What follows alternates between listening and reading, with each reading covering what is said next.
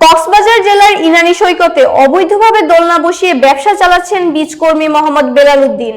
অভিযোগ উঠেছে তিনি পর্যটক ম্যাজিস্ট্রেটের নাম ব্যবহার করে এই ব্যবসা করছেন, যা পরিবেশ ও ঝাউ গাছের ক্ষতির কারণ হচ্ছে।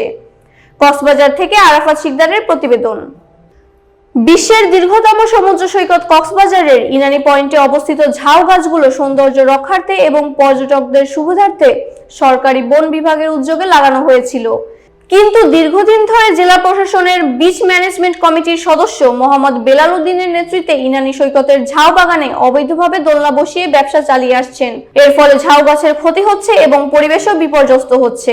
বন বিভাগের কর্মকর্তাদের সঙ্গে কথা বললে জানা যায় এই ব্যবসা সম্পর্কে তারা অবগত নন এবং সরকারি উদ্যোগে রোপিত ঝাউ গাছের উপর এমন কার্যক্রম চলা আইনানুগভাবে সঠিক নয়।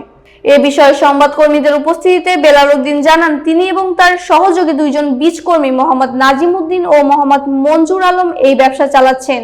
এছাড়া বেলাল গণমাধ্যম কর্মীদের জানান এই বিষয়ে তিনি কিছু জানেন না এবং সমস্ত তথ্য পর্যটক ম্যাজিস্ট্রেটের কাছ থেকে জানার জন্য অনুরোধ করেন।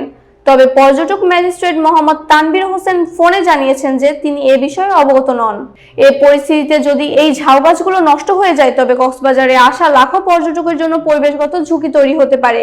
এই অবৈধ কার্যক্রম বন্ধ করতে জেলা প্রশাসকের প্রতি বিশেষ অনুরোধ জানানো হচ্ছে। বেলাল বীজকর্মী বেলাল ও বেলালর মাধ্যমে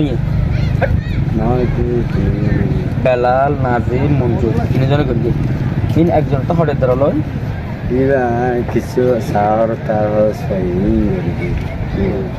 ব্যবসা নিয়ে আনে মোটামুটি অনারে জানা কিছু আর সাথ